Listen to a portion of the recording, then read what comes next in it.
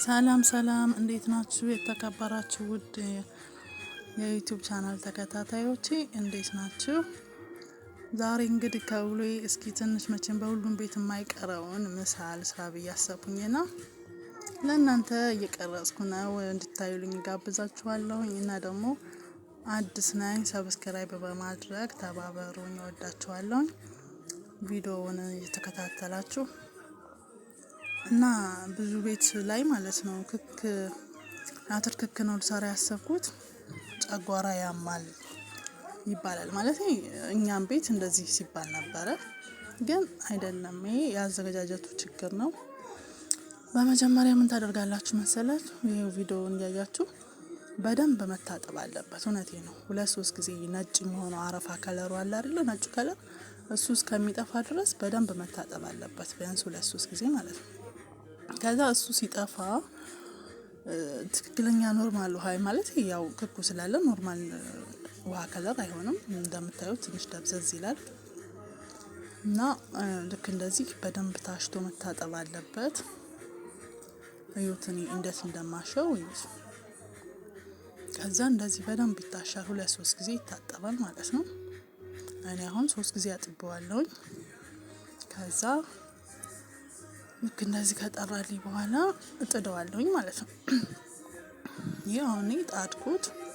ስትጥዱ ደግሞ የማይበስል ከሆነ እንዲበስል ያደርግላችኋል። ትንሽዬ ጫውና እኔ አሁን እዚህ ጋር የተጠቀምኩት በሻይ ማንካ ግማሽ ነው። አንድ በቂ ነው። በጣም በትንሿ ሻይ ማንካ ማለት ነው። አንድ ጫው ታደርጋላችሁ። ከዛ ትንሽዬ ደግሞ ዘይት ታደርጉና በቃ ቢያንስ ከ20 እስከ 30 ደቂቃ ቢፈጅ ነው ለመብሰል። ያው ጥጃለሁ እስከሚበስልኝ ድረስ ሽንኩርቴን በዚህ መልኩ አዘጋጃለሁኝ። እንደዚህ እኔ የተጠቀምኩት ትንሽ ስለሆነ የምሰራው 2 ራስ ሽንኩርት ነው። እናንተም ደግሞ የምትጥዱትን ብዛት ክኩን የምትጥዱትን ማለት ነው በዛ ብዛት ይበቃናል ብላችሁ ያሰባችሁትን ሽንኩርት መክተፍ ትችላላችሁ። እና ደግሞ ሀሳብ አስተያየት ካላችሁ ኮሜንት ላይ አስቀምጡልኝ። ይሄን እንዳትረሱ። በተለይ ሰብስክራይብ ማድረግ እንዳይረሳ። እና እኔ በቤቴ የማዘጋጀው በዚህ መልኩ ነው። ሽንኩርቴን ከትፌ ጨረስኩኝ። ከዛ ወደ ድስታችን እንገለብጣለን ማለት ነው። ወደ ድስታችን ስንገለብጥ እኔ ካሜራውን ባንድ እጄ ስለያዝኩኝ ነው። ትንሽ ድስታችን ቢግል አሪፍ ነው ብዬ አስባለሁ። ምክንያቱም ለመብሰል ይረዳናል። ቶሎ ግላቱ ሽንኩርቱን ሲያገኘው ቶሎ እንዲበስል ያደርገዋል ማለት ነው። ከዛ በዚህ መልኩ እንደዚህ ሽንኩርታችን ካለቀ በኋላ እንጥድና እናማስላለን ማለት ነው። ያው እኔ እየሰራ ያለሁት በከሰል ነው። ይሄ የምታዩት ጭሱ እንፋሎቱ ነው በካሜራው። እና እንደዚህ ውሃችንን ጠብ እያደረግን እንዳይቃጠልብን እናማስላለን ማለት ነው። እንደዚህ እያማሰልን ሽንኩርታችንን እናበስላለን።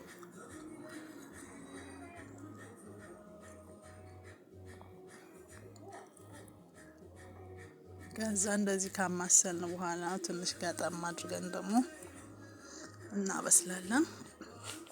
ውሃችንን ጠብ እያደረግን እናበስላለን ደጋግመን ማለት ነው። ይሄ የምታዩት የምጨምረው ዘይት ነው። በስሎልኛል።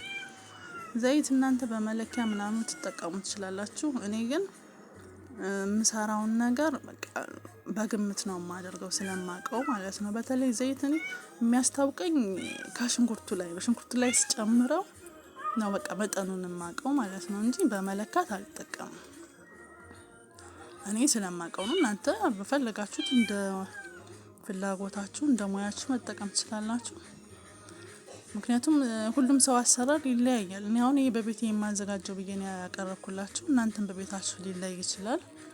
በራሴ እንደዚህ ያደረኩኝ ሽንኩርቴ በስሎ ዘይቴን ካበሰልኩ በኋላ 3 የሾርባ ማንካ በርበሬ እጠቀማለሁ። የኔ በርበሬ ቤት ውስጥ ተዘጋጀ ስለሆነ ጥቁር ነው። በጣም ደማቅ ነውና ትንሽ ነው የሚበቃው። እዩት እንዴት እንደሚጠቁር ማለት ነው። ጥቁር ነው ስላችሁ ደማቅ ነው። በቃ ትንሽ በቂ ነው። ቀይ በርበሬ ሲሆን ብዙ እንድትጨምሩ ያስገድዳችኋል። ከዛ ውሃችንን ጠብ እያደረግን በርበሬያችን እንዳያቃጥልን ወይም እንዳይለበልበን እሽት እያደረግን እናማስላለን ማለት ነው። ትንሽ ትንሽ ውሃ እየጨመርን እንዳይቃጠልብንም መጠበቅ አለብን። እንደዚህ እያማሰልን እሽት ስናደርገው ሽንኩርቱ ባይበስልም እንኳን በርበሬው ከገባ በኋላ እንደዚህ በማሸት እንትን ስንለው እየጠበቅን ውሃ ጠብ እያደረግን በወፍራሙ እያለስናሻው ሽንኩርቱ ራሱ ማለት ነው እዚህ ጋር ይበስላል። በቃ ፍርስርስ ነው የሚለው።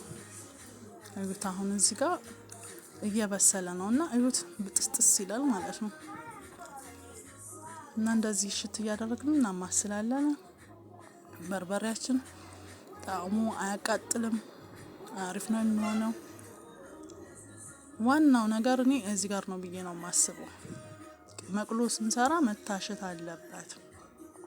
አለበለዚያ ካልታሽ ውሃ ጭምር ምናምን ካደረግንበት በቃ ምን ልበላችሁ በቃ አለ አይደል ልክ እንደ ስልስ ነገር በርበሬው ያቃጥላል። መብሰሉ ከምኑ ነው? ከዚህ ጋር ነው መታሸት አለበት።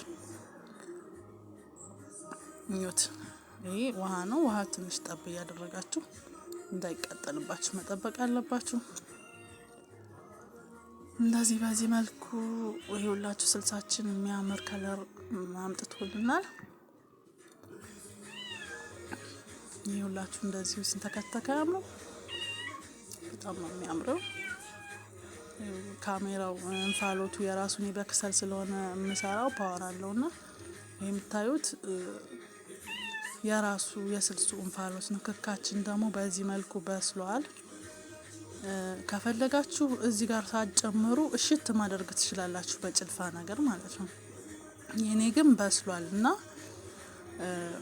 ካልበሰለላችሁና ደግሞ እዚህ ጋር ማፈራረስ ካልፈለጋችሁ እንደዚህ ከጨመራችሁ በኋላ ያው ወደ ስልሱ እየገለበጥኩት ነው።